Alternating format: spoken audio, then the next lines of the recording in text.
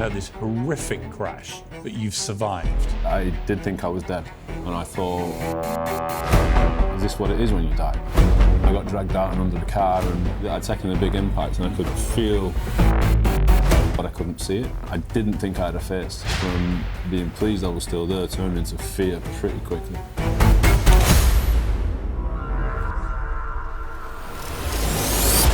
We knew you'd survive, but then you kind of disappeared. How important was your family? I'm sure I wasn't easy. You know, I'd cry a lot, I'd get snappy, I'd get angry. I was a mess. But Rachel was strong. She had to be for both of us. I think you realise what's important, and you realise how fragile, I suppose, life can be as well. I'm still figuring it out, Piers. Do you drive now? Yeah, I've only been driving about 4 months. Just being sat behind the wheel and getting all them thoughts back. It was an adjustment to begin with. To physically see you again is actually, it's a great feeling. Yeah, I'm probably one of the few people here who said the feeling's mutual. For the record, who did piss in the garden at number 10 Downing Street? Was it? Fantastic. Yes. Well, British viewers need no introduction to Andrew Freddie Flintoff, an undisputed sporting legend. Australians probably know him as more of a sporting tyrant after a string of unforgettable performances, an iconic rivalry. Even our US audiences will remember his second coming as a Top Gear star. However, they were allegedly offered subtitles to help navigate his very, very northern accent. Well, Fred's new book, Coming Home, The Moments That Made Me, is an instant classic in many ways. I'm delighted to say he joins in the studio now. I'm actually delighted to see you. Thank you. Because I have not seen you since your accident. No. So we've known each other for 20 years or so now, and obviously communicated a lot, but to physically see you again is actually, it's a great feeling. Yeah, I'm probably one of the few people here who said the feeling's mutual. Thanks, Fred. How are you? Yeah, I'm all right. It's been an adjustment over the past few years. Obviously, with the accident was one thing, and getting over that. Whether you actually truly get over it, I'm not quite sure. Do you think you ever will? I don't know. I'm accepting of it now. You know, with what happened, you know, I suffered from PTSD. I had flashbacks and nightmares, but I've probably got more of an acceptance of them now. But I suppose the biggest thing it did do was brought me back to cricket. And obviously with family and friends, and cricket have been the things that now have probably helped me more than anything. There's an amazing thing at the start of your book where you talk about your cricket instincts honed from facing, 95, 100 mile an hour fast bowlers, where you literally have to rely on your instinct to get you out of trouble, where you get hit. And you have that instinct as the car's rolling. I'm not going to labour the crash because I know you don't want to overly talk about that. You don't need to, you've done it. But that moment when those instincts kicked in, can you remember that vividly? Yeah, because one of the things about the crash was I was knocked unconscious. So I remember everything about it. And it was in a car where I was exposed from pretty much here up and no helmet on. And as it went over, it was like I got a decision I need to make here. And I can only relate it to batting at cricket and probably American viewers of baseball, how fast it is. So if someone's bowling around 90 mile an hour, you've got 0.4 of a second. And in that 0.4 of a second, you've got to decide where the ball's going to go, if it's going to swing, you've got to get your feet in the right place, your body, you've got to think about where you're going to hit it. And I think in some ways, having them instincts saved me. So I had a decision I had to make. I thought if I get hit sideways, I'll break my neck. So I just turned and looked at the floor and braced myself and shut my eyes and took my left arm out, because they say keep your arms in the car because you might lose one. But I thought I'm right-handed, so I just gripped tight with my right hand and tried to brace a little bit with my left one. Thinking you might lose your arm? Possibly, yeah. So, and I got dragged out and under the car, and it turned out, obviously, not ideal, but I was alive. And possibly in that moment, that's probably what saved me. So I'm thankful for that. And then also probably as well, I obviously support family and friends, but I think cricket has played a massive part latterly in getting me back into life almost. That moment when you know you're not dead, when you've had this horrific crash, but you've survived, is that moment, albeit briefly, is it a moment of euphoria, or did you instantly think, well, I may have survived, but I'm in real trouble here? I think two things. Initially, I did think I was dead. because I couldn't see anything. I was just in darkness. And I thought, is this it? Is I just going to be sat like this in darkness? Is this what it is when you die? But I had a hat on, and the hat had gone above my eyes. So I pulled it up, and it was like, oh no, I'm on a Top Gear track. And then initially, I suppose, pleased, but then fear. Because I knew that I'd taken a big impact, and I could feel what had happened, but I couldn't see it. So my initial thought was actually, checked on my body, I can still feel everything, although I've done my wrist and a couple of ribs. But then I didn't think I had a face. That was the hardest bit. It was like, I don't know what I look like here. Is my face still on that runway, or what's left of it? And I suppose from being pleased I was still there, turned into fear pretty quickly. About what the lasting impact? Yeah, I just couldn't, I didn't know what I looked like, I didn't know what I'd done to myself, and then all of a sudden the pain started. You know, the pain started and the blood started pouring. Was it just agony? Agony. It was, you know, I was bust open all the way around here, just open, and it was -2. So it was like burning, and my face was freezing. It was, yeah, I just wanted to get up and walk and just get away, or just close my eyes, and this hasn't happened. I remember the news breaking, and like everyone that knows you, obviously complete horror at what I was hearing. And then you kind of, we knew you'd survived, but then you kind of disappeared. You didn't really respond, I think, really to more than just a handful of people. Through that period of quite a few months, what was going through your head then about why you just felt like you had to kind of cocoon yourself? I got an ambulance to hospital, and the care I got at hospital at St George's was incredible. You know, I know the NHS and things under pressure and get scrutiny, but the people there were incredible. You know, the care and the compassion they showed me. And then when I left there after about a week, 10 days, I went home, and I think as the painkillers started wearing off and the drugs, I think that's when it really started for me. And I just found myself getting up in the morning, sitting in the same room from 10 o'clock till midnight, not wanting to see anything, not wanting to speak to anyone. You know, there's cameras outside my house all the time, which didn't help. But it was just, actually, for the first time, it was like I didn't want to die, but I didn't know if I had it in me to carry on. So it was tough, and the only times I left the house, actually, was for medical appointments. So I'd come down to London, I'd go and see the surgeon or the dentist to get some teeth, or whoever I had to see. And then I'd go to the office, Richard Thompson, our mutual friend, who runs the agency I'm with, to make a thing of it. So you get some nice food in and have an hour just eating and chatting to people. And that's when Rob Key, who's my boss and one of my best mates, I saw him for the first time. But I just didn't want to face the world. I found comfort at home in a room. How important was your family? Because you're very, very tight with your family. I know a lot of your family.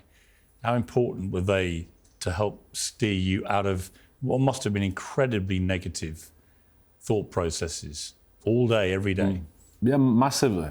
Because one of the things you want is like they carry on almost as best they can. And it was me who was sat there. And I'm sure I wasn't easy. You know, I'd cry a lot, I'd get snappy, I'd get angry. The kids were incredible. I think, you know, I've seen when I did the documentary, Rachel warned them about what I was coming back like. Just carry on. Kids are actually very resilient, aren't they? More than you maybe think. Yeah. I think that, you know, it didn't affect them probably the way you feared it might. Well, I had a laugh at Corey because we got doorstepped by the press, and he did a mini press conference. It was the younger one, because he'd have been pressed and he'd have been, what, 2.5 at the time. And he wouldn't come near me to begin with because I was a mess. But it's all good now. But Rachel was strong, I suppose. She had to be for both of us. So, no, they were incredible. And Mum and Dad are just always there. Your parents are brilliant, yeah. What was your mum's, I mean, I can only imagine my mother in that kind of situation. How was your mum about it? Yeah, it was interesting, isn't it? Because I come from, obviously, the north, a northern family. And one of the things, my dad, it's like you get on with things, don't you? It's that, come on. And not really mentioning it, just trying to carry on as normal as possible. Was that helpful? Yeah. But then almost as well, I think, I don't really know, I found it quite hard being around them or being around people, because I could see the impact it had on them. You know, as a mother seeing her son in that position. And she's seen me in a lot of positions in states over the years, but nothing like this. You've rebuilt your life fantastically well. You're back on television. We'll come to some of that. How's all this changed you, do you think? I think one of the main things is I think you realise what's important and you realise how fragile, I suppose, life can be as well, and how it can turn in an instant. Like that? Yeah, and I want to enjoy it. Yeah. And it's not always been that easy for me at times. And, you know, it's going back to, you know, obviously the family, incredible, spending as much time I can with them and my friends, but then also doing the things I actually want to do and be more present. Do you have a bucket list now of actual stuff like... No, I don't think I ever have, because I'm never quite sure what's going to happen next. And I've done things and been places and seen things that I never knew existed, never mind having a bucket list. But I suppose the one thing is I'm more present. So I don't know about you, Piers, but I think a lot of the time, especially with TV or cricket, is you're always looking to the next thing, or what's the next job, or where am I going next? And you don't actually allow yourself to just enjoy yourself right now. So I think that's a big driver. But yeah, I'm still figuring it out, Piers, to be honest. In the book, you go back over, obviously, your cricket career. I'm delighted to say I make some appearances at your more notable moments. And actually, one of them really is a notable moment. It's 2009. It's the last time you play for England. It's at Lord's, the most hallowed turf in cricket history. And you take 5 wickets for England. It's an amazing way to end playing for your country. And I happened to just have the fortune to have dinner with you that night with our wives. And we went to a pub. We had a fantastic time. We had red wine, Guinness. You talk about it in the book. And you had a great time. I remember the paparazzi coming out. And it was just hilarious, classic, I would say, Freddie Flintoff night. And then not long after that, you sort of decided, I'm done with drinking. Yeah. And I remember thinking, I've had a lot of fun with you with alcohol over the years. And you just made a call and you stuck with it. I mean, you've been clean for how long now? Oh, a long time now, years. How long? I think 10, maybe, 10 years. Right. And I would never have thought you could do that. What was the catalyst for you to say, I'm actually done with this? Because you used to enjoy it, obviously, a lot. Yeah, I did. And, you know, that night, it was a Punch Bowl pub, wasn't it? Yeah, it was, yeah. In Mayfair, yeah. And then you went... Guy Ritchie's place. There was about 30 paparazzi outside afterwards, and you went out in all your glory. Here I am. And then we're like, actually, we're here for Fred. Would you mind getting out of the way? No, I think it's not so much the drink, I suppose. I think it's the reasons I was drinking. You know, I had some great times. You know, Ashes and games and going out with mates and nights like that. But then it was more understanding why I was drinking at times, whether it's to change a mood or try and create a reaction. And especially after I retired, because at 31, it was everything I wanted to do and everything, and then all of a sudden I've got nothing to do.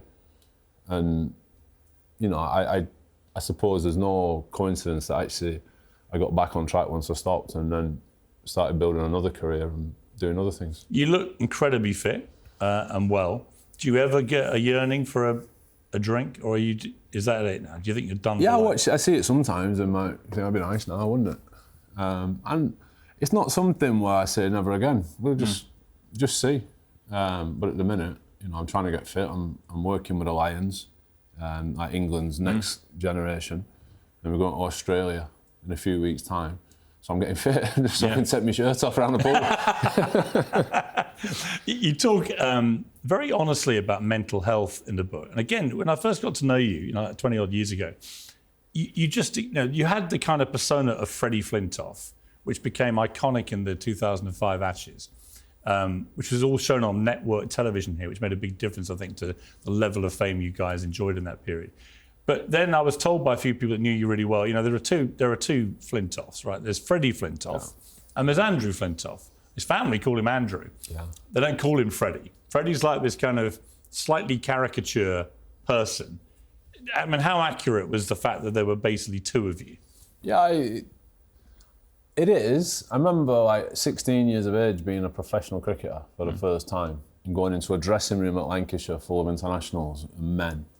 And at school, I was quiet. You had to be at the school I went to. I played cricket. You know, it was like Billy Elliot, you know, playing cricket in the north of England, where I grew up. So when I went in the dressing room, I realised, actually, I'm not going to survive this. And then started getting a bit of success. And it was actually drinking initially. So when I was a bit older than that, we went on a tour and we're playing drinking games, and I had to do it with Coke. And I'd nicked about 8 pints of Coke, and it was horrible. It was like, just give it that Guinness, let's try it with a Guinness.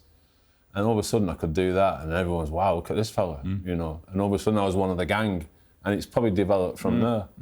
But sport it's incredible, you know, it's not normal. You get the chance to walk out in front of 30,000 people at Lord's or the Oval, and you can be whoever you want to be. And you walk out and you want to give the impression that you're bulletproof and you got it under control, and you enjoy the crowd and you go with them.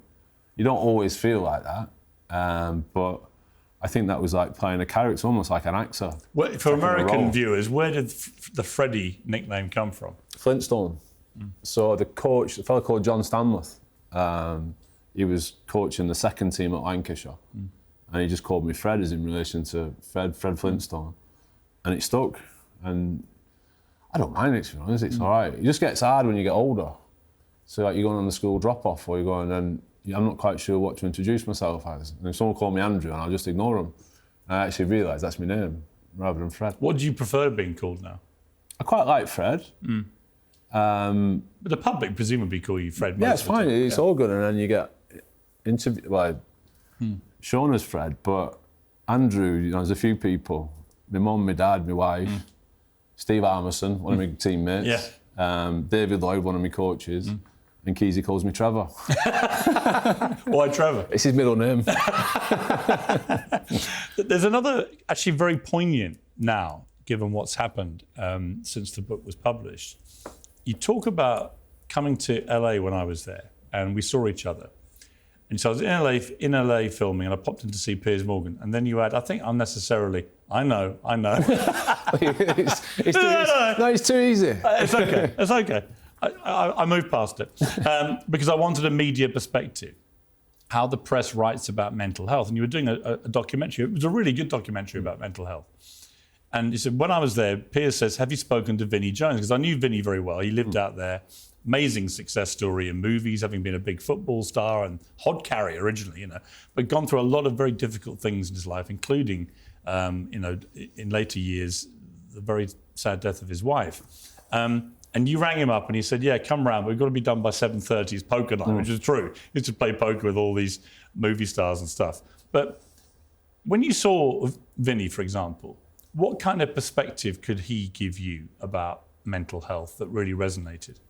I think because you put me onto him, and then I phoned him up, and I was nervous about phoning Vinnie Jones up. Yeah. You know, it's Vinnie Jones. Obviously, he's got his movie side, which we've all seen, but he was part of the crazy gang at Wimbledon, and you got this persona of what someone's going to be like. You know, he's this big, hard fella. And I phoned him up, and he couldn't have been more nice. He said, yeah, come over. I was in his kitchen and we're setting up, and then he's so engaging. And he's so articulate, and he was talking about his troubles. And then you realise, actually, this can happen to anyone. Even like the strongest person that you ever think. It's not like mental health, it's not selective on who it picks, it can hit anyone.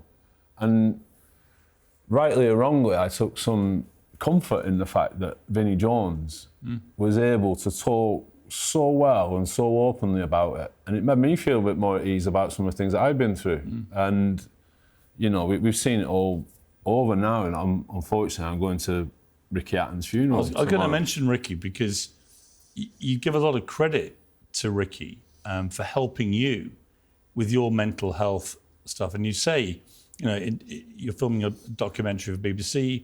That's the one we're talking about, The Hidden Side of Sport. You say, I've always liked Ricky. Our careers ran alongside each other. He's this proper fighter, all hearts and guts, but also really warm, funny, vulnerable. So when he talked about his struggles, it floored me. He opened up, and without meaning to, so did I. I think that was the moment I realised I wasn't just presenting this thing, I was in it. I thought that was so powerful when it happened. Yeah. But now we had this appalling situation where Ricky has taken his life. He's obviously, you know, he talked honestly about maybe doing that before. How did you feel when you heard what had happened? It's quite close to home in a lot of ways. Ricky, one of the great men. You know, I met him years ago. We did a thing for Sky Sports, and I went on the pads, and he started hitting me, and I was a fan as well. So you got this you got Ricky, he's charming, he's funny.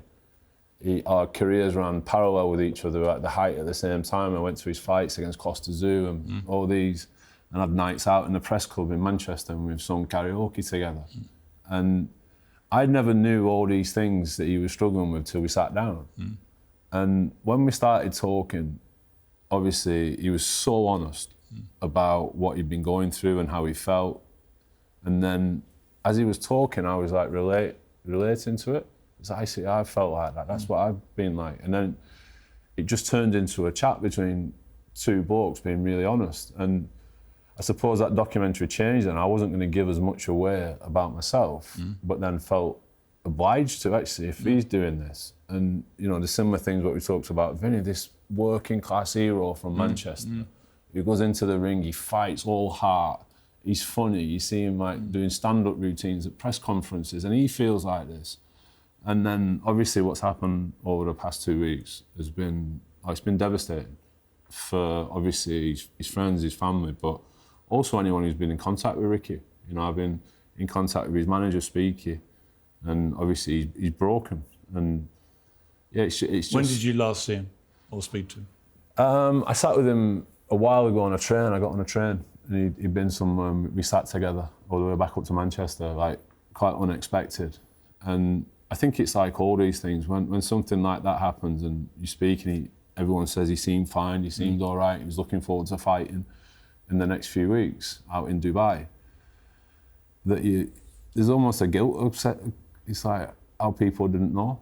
And the one thing I've found in recent years, over the past few years, it's happened to more and more people. You know, we were Graham Thorpe in cricket, who absolute great man, someone who is thought of so dearly by everyone he played with and everyone he's coached. And, you know, you just feel like, if only we'd have known, but, you know, it's terrible.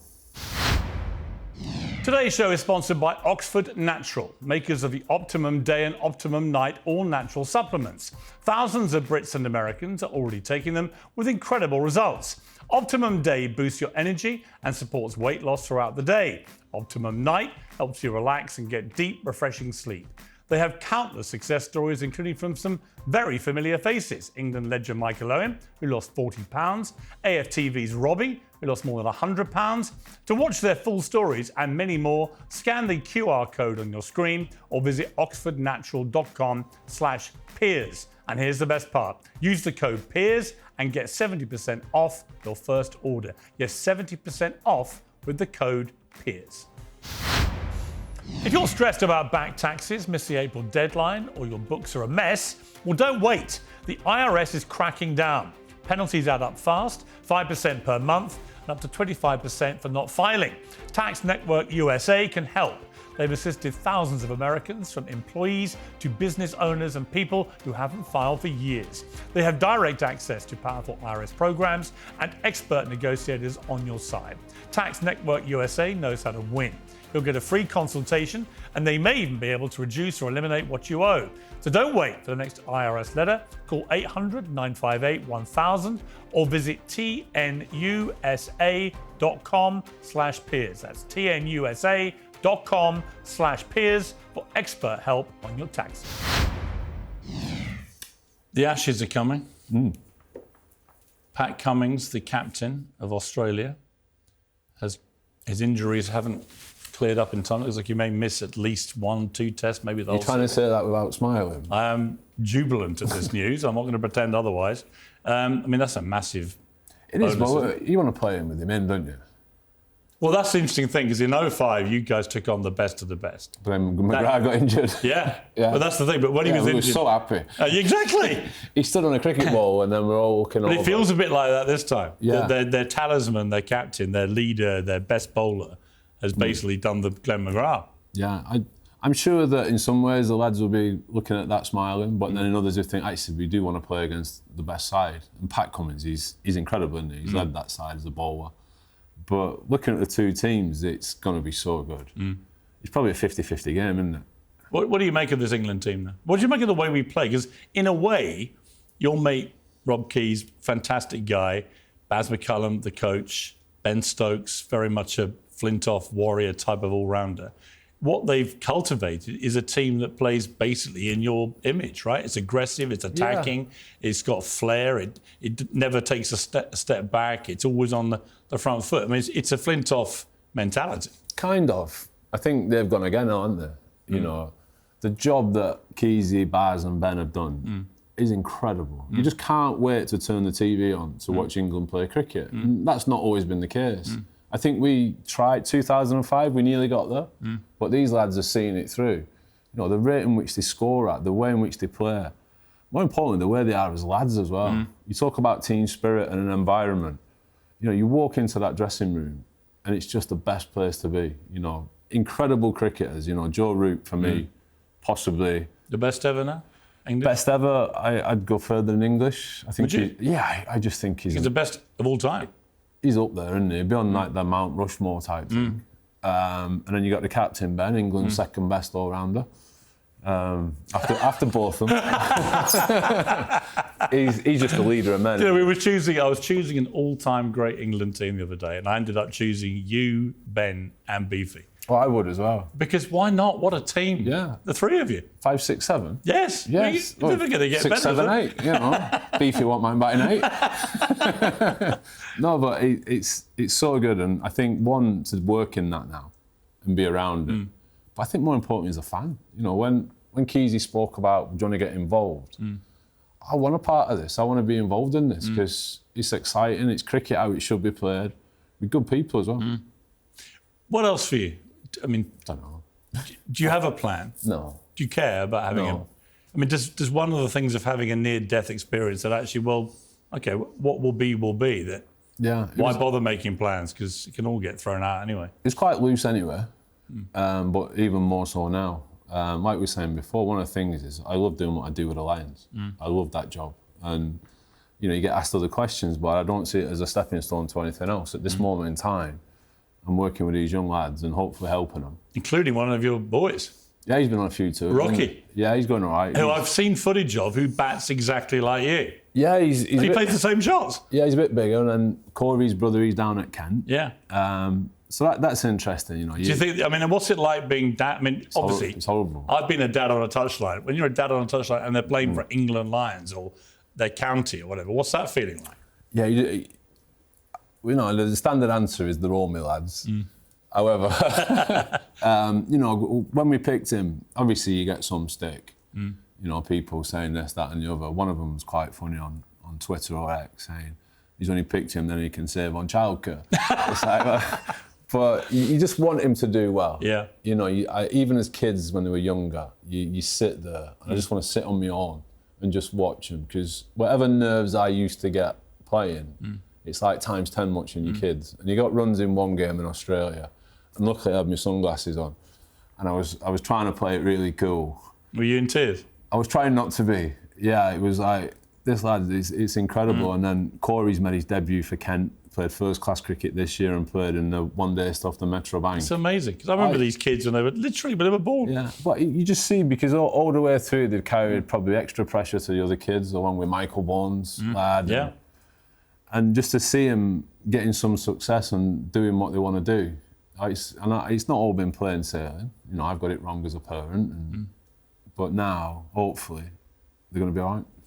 In terms of your mental health, where are you now, do you think? I don't know. Because you've been on quite a long roller coaster that predates the crash. Yeah. I suppose it's always work in progress. You know, I think the crash changed things a hell of a lot. And we haven't even discussed the fact you were in a Morgan car. Nothing good. You can say about smiling. Jeez. The moment I saw that, I was like, here we go. Here we go. He's done another. Yeah.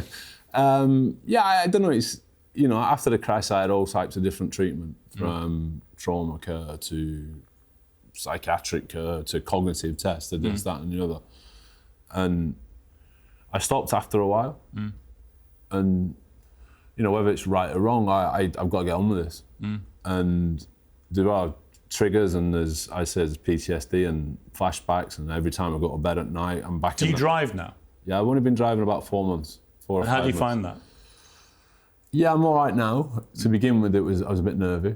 You know, even playing golf for a long period of time, I've taken golf up in the past few years and love it. I wouldn't drive the golf buggy. Really? Yeah, and I can't walk because my knees are bad, so I get one of my mates to drive. So I've been driving about 4 months now, and I'm all right now. It was an adjustment to begin with, just being sat behind the wheel and getting all them thoughts back. But I'm better than I was. But I suppose it's just always going to be something I've got to keep aware of. It's fascinating to see the way your life has played out, just having known you throughout most of it, through the really apparently fun, carefree times. I mean, I remember, for example, in the book you talk about the Pedalo game, and I had dinner with you. Huh? I had dinner with you in Barbados after. You did. In Daphne's. Yeah, and exactly, very good memory. I mean, a lovely dinner, but I remember that affecting you a lot more than people realised. Yeah. You really felt you'd let everybody down, and you took that very to heart. And I remember being quite taken aback, thinking, well, it's just another funny Fred escapade. You know, you'd been trying to get to a boat where there was a bit of a party, and you took a pedalo and you capsized, right? I mean, you can probably laugh about it now, but I remember, because of the opprobrium that fell on you at the time, I remember how seriously you took that and how much it hurt you. Yeah. And that made me realise there was a lot more to you, perhaps, than I'd realised. Yeah. I suppose with the pedalo and then some of the other things that I'd done, you don't want to let people down. I remember Bumble, when he was coaching me when he was young. David Lloyd, yeah, he said, don't do anything that your mum won't be proud of. Oh, that's one, isn't it? And with the pedalo, you know, I think after 2005, everyone took us into their hearts, didn't they? And that side, they still talk about it now. You saw the parades afterwards, you saw what it meant to cricket, and all of a sudden your life's elevated and you're doing more and more. I think the 2006-7 Ashes, where we got beat 5-0 and I was captain, I didn't cover myself in glory. And then leading on to the pedalo, I felt I'd let people down and a sense of shame almost. And I wasn't quite right in myself. I only felt let down because you didn't reach the yacht. Yeah. I mean, it's like, if you're going to do it, you've got to at least get there. Well, I thought I was going to Ian Botham's, but it wasn't. Whose was it? It was Sir Tim Rice. Oh, was it? I'm not, I didn't know that. Yeah, so, yeah, I'm not sure he'd have found it very funny. Was Botham even on it? No, I don't think he was, no. So you were going to raid Tim Rice's yacht without him knowing? Well, no, the plan was, we got beat against New Zealand and all the lads went out and I wasn't going to go out, but then I got fed up in my room. So I just went and had a few rum and cokes at a bar and then went to another bar. I was drinking one of the umpires for a bit. And to get back, I had to cross the beach. I saw these boats out to sea. I knew Ian Botham was on one of them. I thought it must be the big one. So I thought I'd go and see him. And the only thing I could find to try and get there was a pedalo. And I couldn't get on it because the waves were breaking. And then security guard helped me back. And I woke up the next morning just covered in sand and it was like we've all been there, Fred. Together. Yeah, never again. Have you been on a pedalo since? Yeah. When? I went on one for a sketch for Sport Relief. It was actually the first time I've properly been on one. But even now we go on holiday and the kids... The moment you move in for one. The kids are like, oh, should we? And I'm like, yeah, but I know I could get a picture there. Well, you would if you stayed on it. It would be like finally. Yeah? Do your kids look at you and they, when they know all about, when they maybe see the book, the boys are old enough now to read the book, what do you think they'll make of your life in totality? Varied. It's been varied. I think they love cricket, don't they? So they've always been interested on the cricket, and it's not something that I really speak about in the house or talk about too much. I remember years ago, they were playing the 2005 Ashes on Sky, and I was in the house, and they're watching it, and they were younger, and like looking at the TV and looking at me, and they went, is that you? Like this fellow with a bald head and an earring, you know, running in. So we'd never really spoke about it, but it's happening more and more now. And I think from them, I think seeing me coach and seeing me in a different light, they're happier with. How are you going to explain with your boys who are now playing top level cricket that one of your greatest innings, if not your greatest ever innings, 140 odd against South Africa, I remember watching it, you bludgeoned South Africa's pace attack to all parts. According to your book, it contains the revelation that you did this after drinking 13 pints the night before with your mate, Harmy. Yeah, it wasn't in the plans, that. No, but how are you going to explain that they shouldn't also drink 13 pints. No, I've stamped that out. I mean, I batted after 13 pints. It's do as I say, not as I do, very much. And the game's changed. The game's changed. But that was an incredible revelation to me. 13 pints, and then you went and batted like that. Yeah, I think it just freed me up a little bit. It wasn't in the plan. Because your captain was a little concerned about what may happen when he saw the state of you. Well, he tried to give me a bollocking, didn't he? Michael Vaughan the night before. Because me and Steve Harmison, one of my teammates, got stuck in the bar. And then he was out overnight. So Michael, the captain's game was over. And he came back in late, and me and Steve were still there. And he tried to have a go at me, and it was, well, just let me bat first. I'm going to get 100.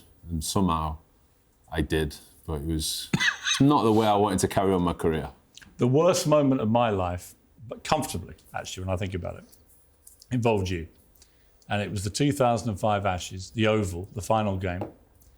And we won. And you were on a balcony, and I was in a box with my brother, my younger brother, Rupert, good mate of yours. And you started doing like, tonight, we're going to party. And Rupert was like, Fred's, we're going to drink with them, we're going to celebrate with the England team. And then I suddenly remembered I had to go to Birmingham to do a book signing for my book, The Insider at the time. So I got in a car and drove off to Birmingham. And I started getting messages from my little brother who was with you. 11 o'clock, 12 o'clock, 1 o'clock, 2 o'clock. And so it went on. And I came back the next day and I picked up a copy of the Evening Standard newspaper, London's most prestigious newspaper. And the front page picture was you slumped in a chair in a bar of a hotel, and standing right behind you was my brother. Yeah. And that could have been me. It could have been my iconic Ashes moment. That was the most missed opportunity, the most stupid decision I've ever made in my life. But you was doing a book signing in Birmingham. And even when I got there, they weren't that bothered. They said, we should have just stayed there. They've taken one for the team in Birmingham, don't they? You got Rupert. What is for you, when just to wrap things up, but if I had the power to relive one moment from your cricket career, which one would you choose of all of them? Good question. Your mind automatically goes back to failures to try and rectify them. However, I've just been talking about, it's easy to go back to 2005.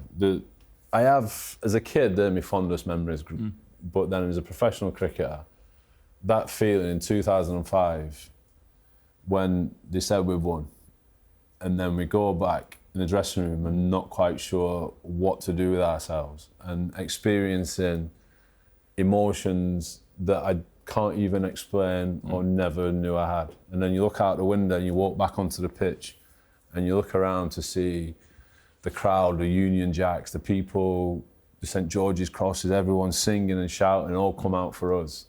It was like, I never in my wildest dreams expected any of this. And it is incredible. And just for the record, who did piss in the garden at number 10 Downing Street? Simon Jones. Was it? Yes. Fantastic. Yes. Fantastic. Because the finger of suspicion lay on you for a long time. Yeah, I got rumbled in the cabinet room holding my own meeting. Really? Yeah, I went for a walk around the house because I'd had a few, and then ended up just opening doors. So I ended up and I found this room, and it was a cabinet room. So I sat in the Prime Minister's chair with my feet on the table, I think with a bottle of Beck's. Tony Blair was Prime Minister. Yeah, and just going round like asking like questions like, Home Secretary, have you got, and then I got kicked out by a policeman. A policeman came to the door, he got, all right, Fred, you've had your fun now. Yeah, so. It was. I remember when you guys came out in Trafalgar Square and the open top, but I'd never seen scenes like it for cricket. For football, you'd expect it, but that was the year that cricket became as big as football in this country. And I think because 12 million watched it on terrestrial television, that made a big difference, I think. But it was such a joyous thing, wasn't it? Yeah. And notwithstanding all the pitfalls that followed, I don't think you changed anything, would you, from that whole time? I mean, it propelled you into a new level of fame and all the stuff that comes with it, but... It's like you get asked, don't you? So how the game's changed and sports got more professional. And I've entertained the thought, actually, would I do it any differently? And I think, no, why would you? Fred, you should never change. Never, I mean, I think you've always been your own man. I've always felt with you. Known you a long time. I have enormous respect for you because you've always been true to yourself. And it doesn't mean you've always known exactly what that is, No. but you've always been true to yourself. And I think that's a really admirable quality. You've never tried to be anybody else or never tried to be something you're not. There's two of me anyway, so there's no room for another. I feel like I've got a bit of Andrew and Fred today, which is probably the best combination. I've just got Piers. You'll be devastated to learn that there's only one of me. Oh, man. And the real one's probably just as bad as this one. It's a beautiful thing. Freddie Flintoff, Coming Home, The Moments That Made Me, is out now. It's a brilliant book. And actually, even if you are American and you're wondering what the hell we've been talking about for the last 40 minutes, it's actually a book about life, about humanity, about adversity, about resilience, about all the things that make us tick. You sell it better than me. Jeez. I know, mate. You should be paying me for this. But as it says on the back, a split-second decision is all it takes. A decision that can change the course of a cricket match, maybe even change the course of your life. We all have them. How you deal with those moments can determine whether you live or die and what kind of life you have. And it's an amazing book for that reason. Fred, great to see you. Thanks, Piers. It is great to see you. Thanks for having Honestly, us. I've been looking forward to this for a long time. Thank you. Piers Morgan Uncensored is proudly independent. The only boss around here is me. If you enjoy our show, we ask for only one simple thing. Hit subscribe on YouTube and follow Piers Morgan Uncensored on Spotify and Apple Podcasts. And in return, we will continue our mission to inform, irritate and entertain. And we'll do it all for free. Independent, uncensored media has never been more critical, and we couldn't do it without you.